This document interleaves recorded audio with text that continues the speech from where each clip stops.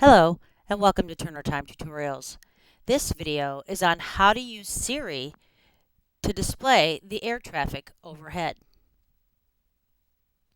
If your iPhone is plugged into a power source, or you have the newest iPhones, an iPhone 6S or 7, which doesn't have to be plugged in, you can use Siri to display the list of planes flying overhead.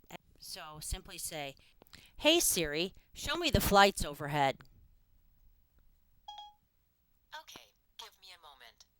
Here's what I found. Take a look. And on your screen, she will display the airline, the altitude, and the angle of the plane. Scroll down, and it will also show you the type of plane and the slant distance. And at the bottom, you can actually see a sky map, which, if you were to look up overhead and be able to see the planes, you can get an idea of where they are actually located.